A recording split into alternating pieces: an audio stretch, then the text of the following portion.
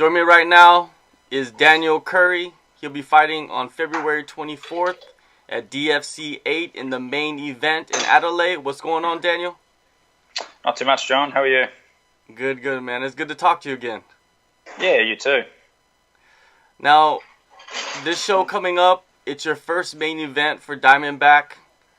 Must feel good to know that the bosses have faith in you to headline a show, right? Yeah, definitely. I guess it was a bit of a surprise to be told I was getting the main event when there's some other really talented guys with really good records on the card as well.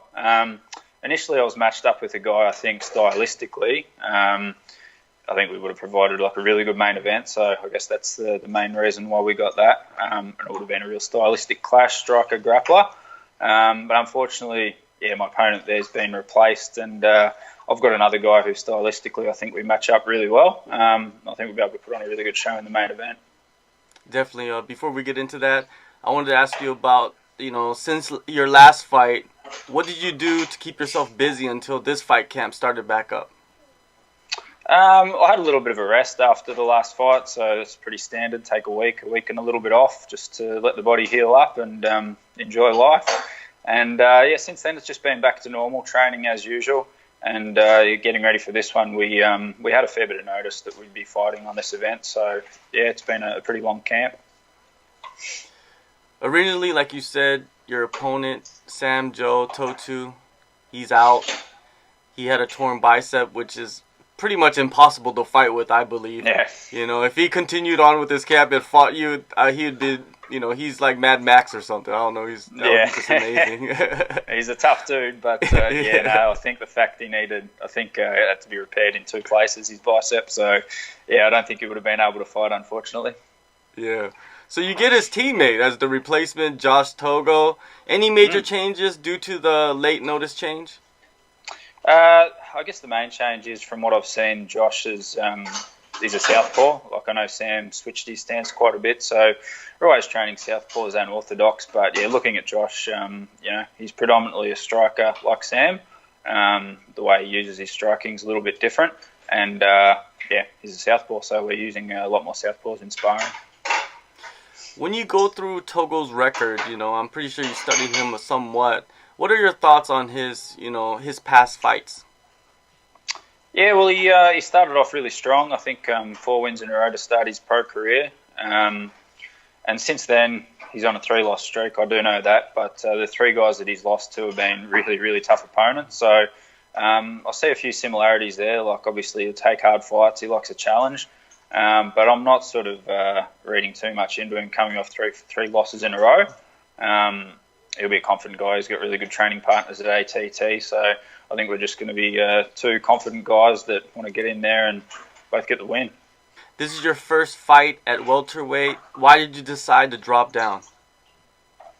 Been considering it for a little while. And I guess the main reason is just not so much the physicality. Like, I've never felt like strength's been an issue at middleweight, but just the reach and length of some of the guys when you look around. Like, I'm about 179, 180 centimetres, and I don't have really long arms. So some guys have got a lot bigger reach on me, and I just figured, look, if it's something that we can do to go down to welterweight where reach is evened out a bit, and I'll have even more of a physical advantage as far as strength and power goes, then it's a good idea. So I contacted a dietitian through Instagram. I contacted him, actually. A couple of guys from our gym were already working with him. Just said, look, these are, my measurements, my dimensions, what I usually come into fight week at. Do you think it'd be reasonable to go down to welterweight? And he was very, very confident that we'd be able to do it safely, and so far so good. Who is the guy you contacted? His name's Jordi Sullivan. He's known as the Fight Dietitian on Instagram. I know a lot of guys follow him and probably saw with Melbourne having the UFC over the weekend. He was looking after a few of the guys there. I think Kaikara France and Shane Young and perhaps some of the other guys as well. But he's working with the best of the best, so that's good to know. Have you changed anything in your training due to the weight cut? No, not really. I think if anything, it's just been the nutrition, and I'm probably eating more on some days than what I was prior to this. So it's probably helped fuel training a little more. So there's days where instead of dragging the chain, probably training a little bit harder for a little bit longer than what I was previously. But I haven't had to do any ridiculous cardio or anything to get the weight down. It's all just been, I guess, really structured, smart approach on Jordi's behalf to gradually get the weight down. It hasn't been much of a training thing to get the weight down. When you get your meals from the dietitian, do you sometimes think, like, am I allowed to eat this much? You know, I'm supposed to be losing weight. Do you get that feeling?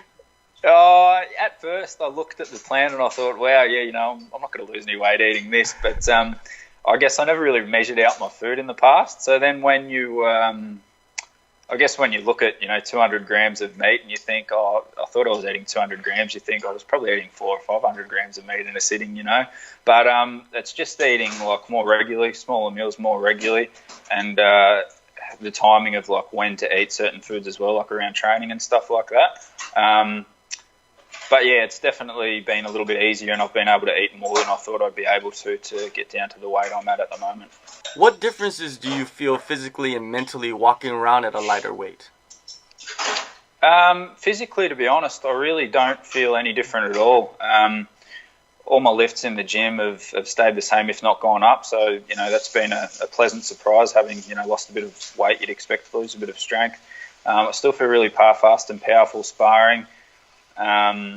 Mentally, I just feel, relieved to not have to worry coming into the weight cut stages about how much I'm going to have to cut back on eating and all that sort of thing. It's already been laid out by Jordi.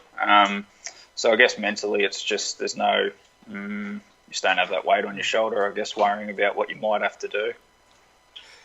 Training camp. I'm pretty sure you're working with everybody, the same team. Is there anybody else that you brought in to kind of help you get ready for Togo? No, I haven't brought anybody in. We got a good mix of orthodox and southpaw guys and guys that can fight both stances. So I guess we've just used some guys more than others for the sparring rounds and stuff like that. But everything's the same as is. We've got the main guys that are always there putting in the work. In the main event, DFC 8, what kind of fight are you expecting out of Josh Togo when you step into the cage? So what I've seen from Josh, like as I said a bit earlier, like he's definitely a striker. That's where his strength is, and it looks like he's got a lot of power in his rear hand. But in saying that, even when he's fought some really good grapplers, he hasn't been scared to engage in the grapple. So I'm expecting him, if he's smart, he'll try and keep the fight standing. That's going to be where his biggest chance lies. I don't think he's going to beat me anywhere on the ground. But in saying that, I wouldn't be surprised if he does shoot for a takedown or engage in the grapple at some stage. I think we're both going to be looking for an early finish, so I wouldn't see the fight going the distance. All right. Now, it's the start of the year. This is the first DFC event of the year. Where do you see yourself at the end of the year? Yeah, hard to say, to be honest. We'll definitely get this win first, and then we'll assess. Like, I've fought 3 or 4 times each year since I started fighting, so definitely I think I'll have a bit more of a slower year this year, so maybe 2 or 3 fights. We'll see how we go. But, we'll get this one out of the way, and then matchmaking's the other thing too. Like, it's we've got quite a few welterweights here in South Australia. I know middleweight we're starting to get difficult to get matchups with guys similar experience. But, we'll have to have a look at the welterweight rankings and see how we match up with some guys there and hopefully squeeze another 1 or 2 in this year. All right, well, it all starts February 24th in the main event at DFC 8 in Adelaide. Thank you, Daniel, for your time, and good luck on your fight. Thanks very much, John. Appreciate it.